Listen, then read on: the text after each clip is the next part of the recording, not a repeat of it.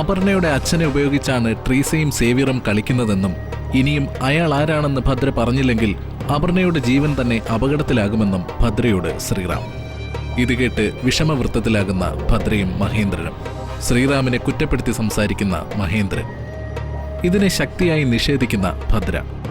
ഗീതിക ജൂഡിനെ തലക്കടിച്ച് കൊലപ്പെടുത്തിയ കാര്യം നമ്മളെ കൂടാതെ ശ്രീറാമിനും അറിയാമെന്ന് ഭദ്ര. തനിക്കറിയാവുന്ന മറ്റു കാര്യങ്ങളും മഹേന്ദ്രനോട് പറയുന്ന ഭദ്ര. ആ വീട്ടിൽ അവർ സന്തോഷത്തോടെ കഴിഞ്ഞതും അപർണയുടെ സ്വാതന്ത്ര്യത്തെ ഭദ്ര വിലക്കിയതും മറ്റും. മുകുന്ദന്റെ വീട്ടിൽ വെച്ച് അപർണ ജൂഡിനെ ഇഷ്ടപ്പെടുന്നു എന്ന സത്യം അറിഞ്ഞതിന് ശേഷമാണ് താനും അപർണയും തമ്മിൽ അകന്നതെന്ന് മഹേന്ദ്രനോട് ഭദ്ര. തുടർന്ന് കാണുക.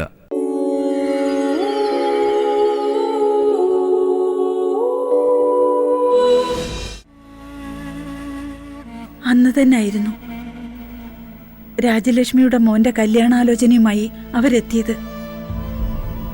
അപ്പോ എല്ലാവരെയും ഇൻസൾട്ട് ചെയ്തതും അവര് പിണങ്ങിപ്പോയതും ഓർക്കുന്നുണ്ടോ?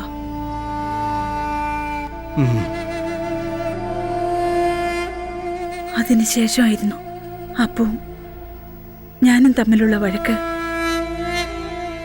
പതിവിലും കൂടുതൽ പറഞ്ഞ് അതങ്ങ് വഷളായി. ഞാനൊരു വ്യക്തിയാണ്, സ്വന്തം വികാരവും വിചാരവും ഇഷ്ടമൊക്കെ ഉള്ള ഒരാള്. അത് അമ്മയ്ക്ക് ഒരു കാലത്തും മനസ്സിലായിട്ടില്ല, മനസ്സിലാവത്തുമില്ല. ബാങ്ക് അക്കൗണ്ടും സ്റ്റേറ്റസും ഓഫീസ് ഫയൽസും മാത്രമാണ് അമ്മയുടെ ജീവിതം. മനുഷ്യരുടെ ഫീലിംഗ്സ് മനസ്സിലാക്കാൻ അമ്മയ്ക്ക് അറിയില്ല. അതേസമയം അച്ഛനത് പറ്റും. എന്റെ മനസ്സിലെ ഒരു ചെറു ചലനം പോലും മനസ്സിലാക്കാൻ ഈ മനുഷ്യന് സാധിക്കും. അച്ഛനായാലും അമ്മയായാലും മക്കളുടെ ഫീലിംഗ്സ് മനസ്സിലാക്കാൻ സാധിക്കണം. ഫീലിംഗ്സ് മനസ്സിലാക്കുന്നു. മക്കള് വേലി ചാടാൻ പോകുമ്പോ ചൂട്ട് പിടിച്ചു കൊടുക്കുന്നവനല്ല അച്ഛൻ.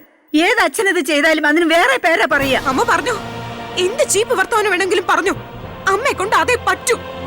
ഈ പറഞ്ഞ സംസ്കാരവും സ്വഭാവമാണ് അമ്മ എന്നെ പഠിപ്പിക്കാൻ നോക്കുന്നതെങ്കിൽ അതെനിക്ക് പഠിക്കണ്ട.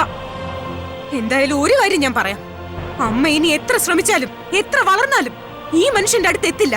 ഈ ജന്മം അതിന് പറ്റില്ല. My father is great. ഒരു ഗ്രേറ്റ് ഫാദർ വന്നിരിക്കുന്നു. അതെ, ഗ്രേറ്റ് തന്നെയാ. അച്ഛനറിയാം എന്റെ മനസ്സ്. എന്റെ ആഗ്രഹങ്ങളും ഇഷ്ടങ്ങളും നടക്കണമെന്ന് തന്നെയാ അച്ഛന്റെ മനസ്സിൽ. പിന്നെ അമ്മയോടത് പറയാതിരുന്നത് അത് അമ്മയെ വേദനിപ്പിക്കണ്ടെന്ന് വെച്ചിട്ടാ. അതിനും അപ്പുറം അമ്മയെ പേടിച്ചിട്ടാ ഈ മനുഷ്യൻ. ഓ മതി ഒരു അച്ഛൻ പുരാണം. രണ്ടുപേരും ചേർന്ന് എന്നെ വിഡ്ഢിയാക്കാൻ നോക്കരുത്. ഞാൻ അടങ്ങിയിരുന്ന് കളയുന്നൊന്നും ആരും കരുതണ്ട. ഒരാളും. ഇവളെ ജനിപ്പിച്ച് വളർത്തി വലുതാക്കിയത് ഞാനാണെങ്കിൽ എനിക്ക് ഇവളുടെ കാര്യത്തിൽ നിങ്ങൾക്കുള്ളതിനേക്കാൾ ചില ഉത്തരവാദിത്വമുണ്ട്, കടമയുണ്ട്. അതെന്റെ അവകാശമാ. ഇവളുടെ അഹങ്കാരം കണ്ട് എല്ലാം മടുത്ത് മതിയാക്കാൻ ഭദ്ര വേറെ ജനിക്കണം. അപ്പൊ അമ്മ ഇനി നിർത്താൻ ഉദ്ദേശിച്ചിട്ടില്ല അല്ലേ? ഇതുപോലെ എന്റെ സമ്മതം കൂടാതെ വേറെ ആലോചനയും കല്യാണവും കൊണ്ടുവരാനാണ് പ്ലാൻ എങ്കിൽ ആണെങ്കിൽ ഞാൻ ഈ വീട്ടിൽ ഇനി ഒരു നിമിഷം പോലും നിൽക്കില്ല. എനിക്ക് വേണ്ട, ഇവിടെ മതിയായി. ഈ വീട് ഇവിടുത്തെ താമസം ഒക്കെ. ഞാൻ പോവാ. നീ എവിടെയെങ്കിലും പൊയ്ക്കോ. ദേ നിൽക്കുന്നു അവിടെ പുന്നാര മോള്. ഇവൾ ആടുകയും ചെയ്യും ചാടുകയും ചെയ്യും. അമ്മ പറയുന്നത് അനുസരിക്കും. എന്നെ അതിന് കിട്ടില്ല. മാറും, പോവാ ഞാൻ. ചേച്ചി,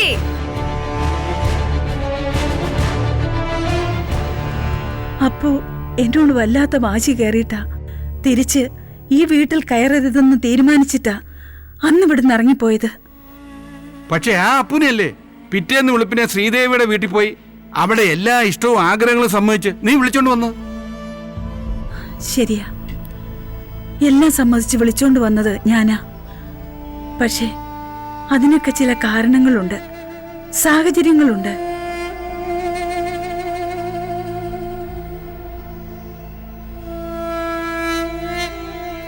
ഓർമ്മയുണ്ടോ? അപ്പു ഇറങ്ങിപ്പോയതിനു ശേഷം കുറെ കഴിഞ്ഞ് മഹേട്ടനും പുറത്തെവിടെയോ പോയി. ആ സമയം മോളുവിനോട് എന്തോ കാരണം പറഞ്ഞ് ഞാനും പുറത്തേക്കിറങ്ങി.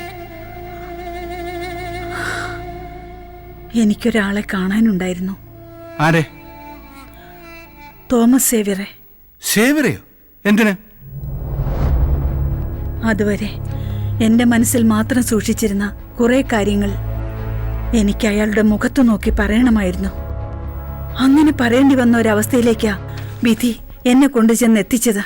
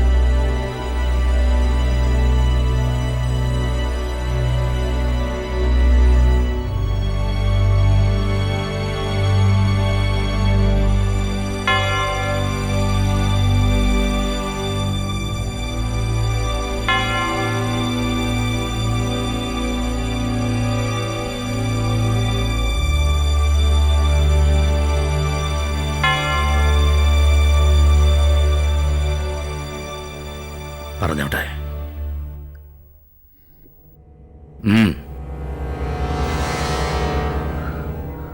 ഈ ഭൂമിയിൽ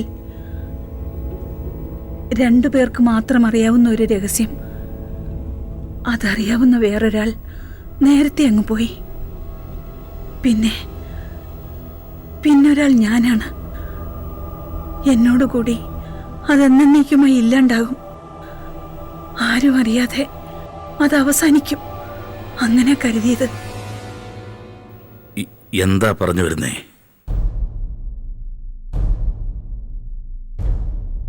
ഒരു തെറ്റിന്റെ കഥയാണ്.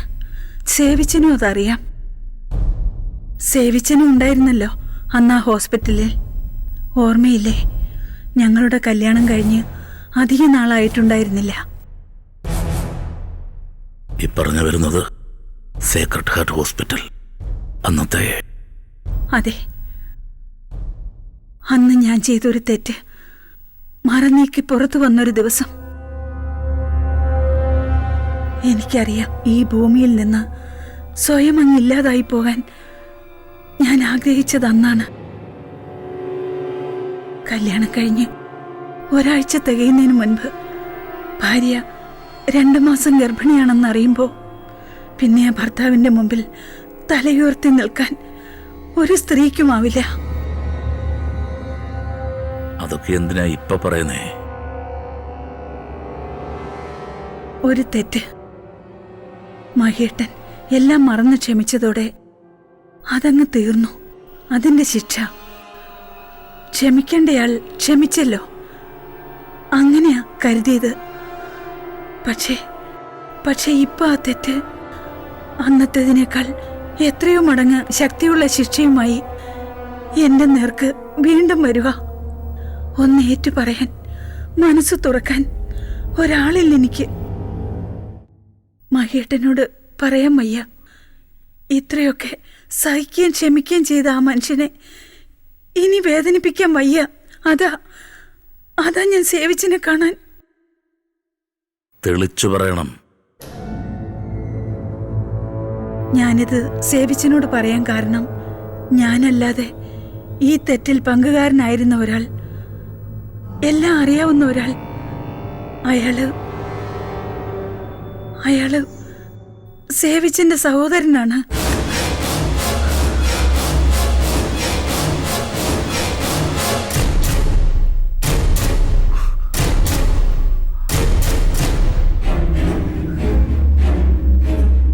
എന്താ നിങ്ങളീ പറയുന്നേ? നിങ്ങളെന്താ പറയുന്നെന്ന്? സേവിച്ച സത്യം. എന്നോടുകൂടി എന്നേക്കുമായി എരിഞ്ഞടങ്ങുമെന്ന് തീരുമാനിച്ച സത്യം. പക്ഷേ ഇനി ഇത് ഞാൻ പറയാതിരുന്നാൽ അതിനേക്കാൾ വലിയൊരു തെറ്റിന് ഞാൻ വഴിയൊരുക്കും. പിന്നെ അതിൽ നിന്ന് എനിക്ക് രക്ഷപ്പെടാൻ പറ്റില്ല. അതുകൊണ്ടാ. പക്ഷേ ഇതെങ്ങനെ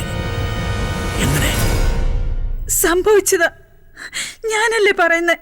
അല്ലെങ്കിൽ ഇന്നിങ്ങനെ വന്ന് നിങ്ങളോട് വിളിച്ചു പറയണമെങ്കിൽ എനിക്കെന്താ ഭ്രാന്തുണ്ടോ?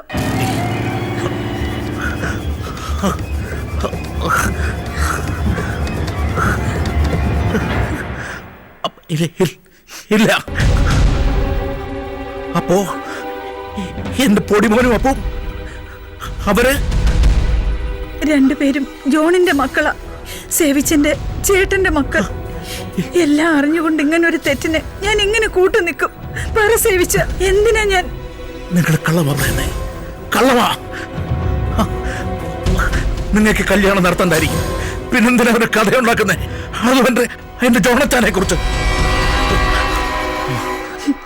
നിങ്ങളുടെ ജോണച്ചായൻ ഈ ലോകത്ത് ഏത് ആകാശം ഇടിഞ്ഞു വീണാലും അയാൾക്കൊരു ജീവിതമുണ്ടെങ്കിൽ അതെന്റെ കൂടെ ആയിരിക്കുമെന്ന് വാക്ക് തന്നത് ആ മനുഷ്യൻ. വാക്ക് തന്നിട്ട് തെറ്റിക്കുന്ന മനുഷ്യന്മാരെ കുറിച്ച് ഞാൻ കേട്ടിട്ടുണ്ട്. പക്ഷേ ഇത് അതുപോലല്ലായിരുന്നു. കോടിക്കണക്കിന് സ്വത്തും ബിസിനസ്സും കൊട്ടാരം പോലൊരു വീടും ഒക്കെ കിട്ടുമെന്ന് കണ്ടപ്പോ ബാംഗ്ലൂർ കിടന്നൊരു അന്നമ്മയ്ക്ക് വാക്കും കൊടുത്ത് മനസ്സമ്മതവും നടത്തി അയാൾ എന്റെ മുന്നിൽ നാടകം കളിച്ചതാ. അത്രയ്ക്ക് വൃത്തികെട്ടവനായിരുന്നു അയാള്. ശരിയാ, ചത്തവരെ പറ്റി കൂടുതൽ പറയരുത്. മനസ്സിൽ പോലും ഒരിക്കലും അയാളുടെ ഓർമ്മയോ ചിന്തയോ വരരുതെന്ന് ഞാൻ ആഗ്രഹിച്ചതാ. എങ്കിലും വീണ്ടും ദൈവം അയാളെ പറ്റി ഓർമ്മിപ്പിക്കുക, പറയിപ്പിക്കുക. അത് ഞാൻ ചെയ്ത തെറ്റിന്റെ ശിക്ഷയാവും. ഇല്ല ഞാനത് വിശ്വസിക്കില്ല, ഞാനത് വിശ്വസിക്കില്ല. വേണ്ട, വിശ്വസിക്കണ്ട. സ്വന്തം സഹോദരൻ ചെയ്ത പാപത്തിന്റെ ഫലമായോണ്ടാ അത് നിങ്ങളോടുകൂടെ പറഞ്ഞത്. ഒരു വലിയ തെറ്റിലേക്ക് ഒന്നും അറിയാത്ത ആ പാവം കുഞ്ഞുങ്ങളെ തള്ളിയിടരുതെന്ന് വെച്ചിട്ടാ. നിങ്ങൾക്കും കൂടെ അതിനുള്ള കടമയുണ്ടെന്ന് അറിഞ്ഞോണ്ടാ. ഇല്ല, ഞാനത് വിശ്വസിക്കില്ല, ഞാനത് വിശ്വസിക്കില്ല. കർത്താവേ, കർത്താവേ, കർത്താവേ, എന്തൊക്കെ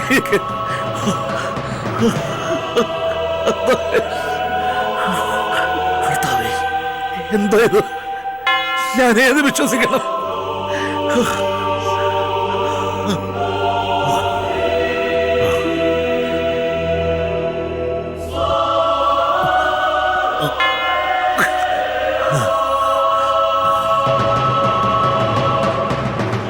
കള്ളക്കഥയുണ്ടാക്കി വന്നിരിക്കുകയാണല്ലേ? നിങ്ങളത് പറയും. നിങ്ങൾ എനിക്ക് അന്നേ മനസ്സിലായതാ. മഹേന്ദ്രനെ പറഞ്ഞു പറ്റിച്ചപ്പോഴേ മനസ്സിലായതാ. ഈ കല്യാണം നടക്കാതിരിക്കാൻ വേണ്ടി നിങ്ങളുടെ വീഴ്പ്പ് ഭാണ്ഡം എന്റെ ചേട്ടന്റെ ചുമലിൽ കൊണ്ട് കെട്ടാൻ നോക്കുകയാണല്ലേ? എന്റെ ജോണച്ചായൻ, അദ്ദേഹം കഷ്ടപ്പെട്ട് നേടിയതാ. ഈ കണ്ടതെല്ലാം കഷ്ടപ്പെട്ട് നേടിയതാ. ഒരുപാട് നാളത്തെ ചോരയും ഈർപ്പുമാ എല്ലാ സമ്പാദ്യവും. എന്നിട്ട് അയാളെ പറ്റി ഞാൻ ഇല്ലാ കഥ പറയാൻ നാണമില്ലേ നിങ്ങൾക്ക്? എന്ത് വേണമെങ്കിലും പറഞ്ഞോ, പക്ഷെ അതുകൊണ്ട് സത്യമല്ലാതാവുന്നില്ല. സത്യം? നിങ്ങൾ ജോണച്ചായന്റെ മുഖം നേരാമണ്ണം കണ്ടിട്ടുണ്ടോ? ഞാനയാളുടെ അനിയനാ. എനിക്കറിയാം ജോണച്ചായന്റെ ഉള്ളും പുറവും. ഒരു പെണ്ണെന്ന പരിഗണനയിൽ അയാൾ നിങ്ങളെ നോക്കുന്നത് പോലും ഞാൻ കണ്ടിട്ടില്ല. എന്നിട്ട് മരിച്ചു മണ്ണിടിഞ്ഞ് കാലം ഇത്രയും കഴിഞ്ഞപ്പോ കുഴിമാടത്തിൽ പോലും നിങ്ങൾ സ്വസ്ഥത കൊടുക്കത്തില്ലെന്നാണോ? ആണോ? നിങ്ങൾക്ക് അത്രേ അറിയത്തുള്ളായിരിക്കും. അതെന്റെ തെറ്റല്ല. നിങ്ങളുടെ ഈ ജോണച്ചായൻ എന്നെ കാണാൻ തിരൂര് ഞാൻ ജോലി ചെയ്യുന്ന ഓഫീസില് പലവട്ടം വന്നിട്ടുണ്ട്. അറിയോ? അത് സത്യമാ. അവിടെയുള്ളവർക്ക് അയാള് അന്ന് ആന്റണി ആയിരുന്നു. നിങ്ങളിപ്പോ എല്ലാം അങ്ങ് നിഷേധിക്കാൻ പോയാലും സത്യം അങ്ങ് തേഞ്ഞു മാഞ്ഞു പോവില്ല. തിരൂര് വന്നോ എന്റെ ചേട്ടനോ? നിങ്ങളുടെ പുറകില് നിങ്ങളെ കാണാൻ? തമാശ പറയാതെ. തമാശയല്ലത്, സത്യ. മനുഷ്യന്റെ വാക്കിലും നോക്കിലും വിശ്വസിച്ചതുകൊണ്ട് ഞാൻ അന്നതിന് രേഖയും തെളിവൊന്നും ഉണ്ടാക്കി വെച്ചില്ല. അത് സത്യ. പക്ഷേ ഉണ്ടായിരുന്നു കുറച്ച് ഫോട്ടോസ്. അതൊക്കെ അന്ന് ഞാൻ നശിപ്പിച്ചിരുന്നു. അയാളെ എന്റെ മനസ്സിൽ നിന്ന് പറിച്ചെടുത്ത് കളഞ്ഞ പോലെ എല്ലാം നശിപ്പിച്ചിരുന്നു. നിങ്ങൾ എത്ര പ്രാവശ്യം കണ്ടിട്ടുണ്ട് ജോണച്ചായനെ? നിങ്ങൾ തമ്മിൽ എത്താ പരിചയപ്പെട്ടത്? എവിടായിരുന്നു അങ്ങനെ ഒരു പരിചയം വളരാനുള്ള സ്ഥലവും സന്ദർഭവും? ഒന്നുമില്ല. നിങ്ങൾ ഞങ്ങളുടെ വീട്ടിൽ വന്നേക്കുന്നത് തന്നെ 1 or 2 പ്രാവശ്യം, അതും നിങ്ങളുടെ ചേട്ടന്റെ കൂടെ. പിന്നെ എങ്ങനെ പറ? നിങ്ങൾ ചോദിക്കുന്ന ഈ ചോദ്യങ്ങൾക്ക് നാളെ സ്ഥലവും തെളിവും ഉണ്ടാക്കി മറുപടി തരാൻ എനിക്ക് പറ്റില്ല. അതിന് ഞാൻ ശ്രമിക്കുന്നുമില്ല.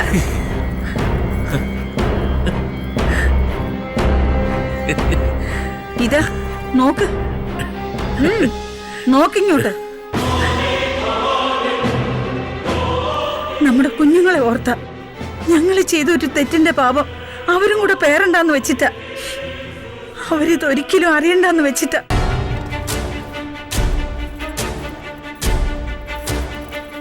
ഇതാ നോക്ക്, ഇങ്ങോട്ട് നോക്ക്. ഇത് ആരുടേതാണെന്ന് നിങ്ങൾക്ക് മനസ്സിലായില്ലേ? ആരുടെ?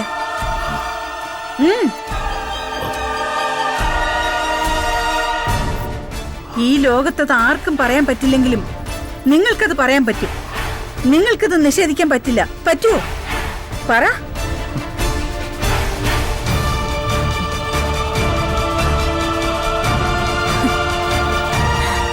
എന്റെ മോള് ജനിച്ചു കഴിഞ്ഞ് നിങ്ങളുടെ ജോണച്ചായൻ ഒരു ദിവസം അവളെ കാണാൻ വന്നിരുന്നു. വീട്ടിൽ ആരും ഇല്ലാതിരുന്ന സമയവും സന്ദർഭവും നോക്കി അന്ന് തന്നതായത്. ചെയ്ത തെറ്റിനെ ഓർത്ത് കുമ്പസരിച്ച് ക്ഷമ ചോദിച്ചിട്ടൊക്കെയാ പോയത്. അത് കഴിഞ്ഞ് അധികം ദിവസം കഴിയുന്നതിന് മുൻപാ ആ ആക്സിഡന്റ്. എല്ലാ പാപവും ഏറ്റുപറഞ്ഞ് മനസ്സ് ശുദ്ധമാക്കിയതായിരിക്കും യാത്ര പോകാൻ.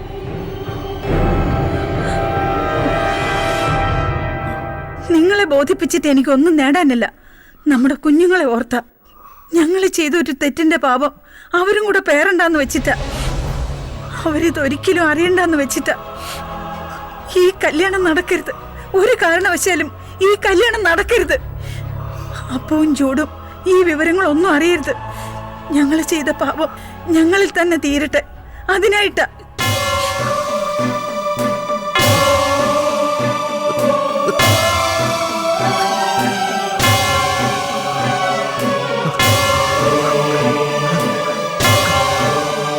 കർത്താവേ,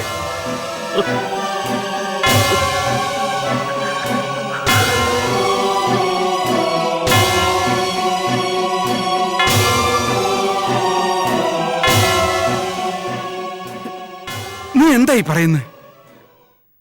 നമ്മുടെ മോള്? അതെ മഹേട്ട. അപ്പോ ജോണിന്റെ മകളാണ് അപ്പു. ജോണിന്റെ മകനാണ് ജൂഡ്.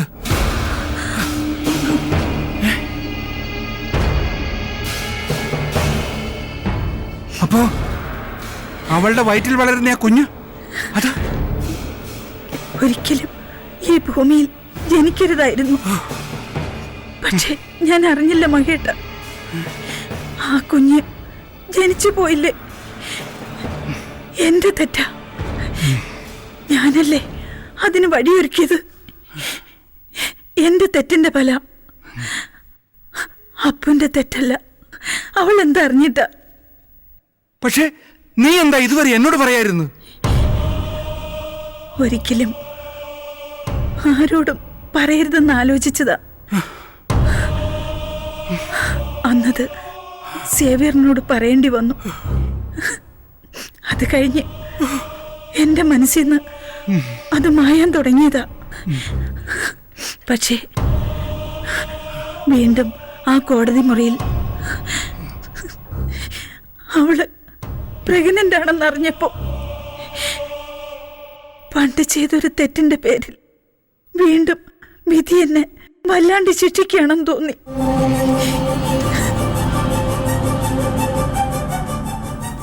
അയാൾ നിന്റെ ജീവിതവും മകൻ നമ്മളുടെ രണ്ടു മക്കളുടെ ജീവിതം നശിപ്പിക്കുകയായിരുന്നല്ലേ?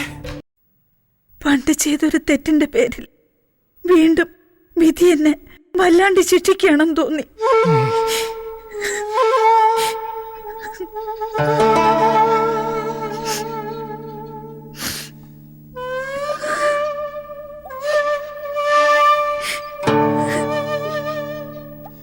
അപ്പൊ ജോണും അവന്റെ മകനും രണ്ടുപേരും ഒരുപോലെ ആയിരുന്നല്ലേ? അയാൾ നിന്റെ ജീവിതവും മകൻ നമ്മളുടെ രണ്ടു മക്കളുടെ ജീവിതം നശിപ്പിക്കുകയായിരുന്നല്ലേ? എന്നിട്ട് പിന്നെ എന്താ സംഭവിച്ചത്? പറ. അപ്പവും മകേട്ടനും ഇല്ലാതിരുന്ന ആ രാത്രി ഞാനിവിടെ ഒറ്റയ്ക്കായി. ഈ ലോകത്ത് മറ്റൊരു സ്ത്രീക്കും ഇങ്ങനൊരവസ്ഥ ഉണ്ടായി കാണുമെന്ന് എനിക്ക് തോന്നുന്നില്ല. അന്ന് നിങ്ങൾ രണ്ടും പോയി കഴിഞ്ഞ് മോളോനെയും കൊണ്ട് ഈ വീട്ടിൽ ഞാൻ തനിച്ചായപ്പോ എനിക്ക് എന്ത് ചെയ്യണമെന്ന് ഒരു രൂപമില്ലായിരുന്നു. പെട്ടെന്നൊരു ദിവസം എല്ലാവരും കൈവിട്ടു പോയൊരു പ്രതീതി. മനസ്സിലുള്ളത് ആരോടും തുറന്നു പറയാനുള്ളൊരു ധൈര്യം എനിക്കില്ലായിരുന്നു. ജീവിതത്തിലെ അവസാന വഴി അടഞ്ഞതുപോലെ ഇനി ആർക്കു വേണ്ടി ജീവിക്കണമെന്ന് പോലും തോന്നിയ നിമിഷങ്ങൾ. അപ്പോഴാണ് എനിക്കൊരു കോൾ വന്നത്. അത് സേവ്യർ ആയിരുന്നു.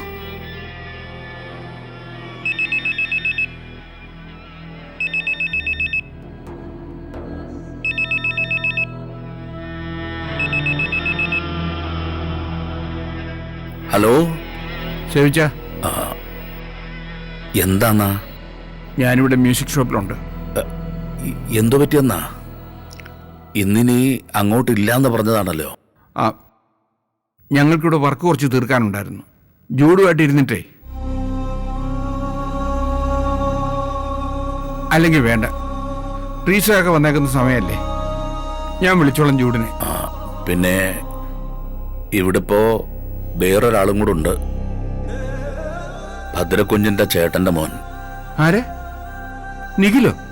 അവൻ എങ്ങനെയാ അവിടെ വന്നേ? വീട്ടിൽ നിന്ന് ഇറങ്ങി പോന്നതാ. കൊച്ചുങ്ങൾ രണ്ടും കൂടി ഇവിടെ കൊണ്ടാക്കി. എല്ലാ വീട്ടിലും കാലക്കേടാ. അതിന് എന്റെ കുടുംബത്തിൽ നിന്ന് ഒരെണ്ണം കൂടി കാരണക്കാരനായി എന്ന് ഓർക്കുമ്പോഴാ. ആ ശരി.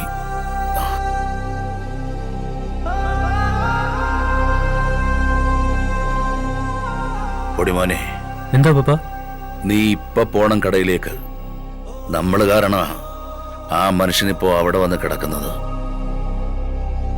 ആര്? മാഷോ? എനിക്കറിയേണ്ടത് നീ പോകുന്നുണ്ടോ ഇല്ലയോന്നാ. ഇല്ലെങ്കിൽ എനിക്കതറിയണം. എനിക്ക് പോണം.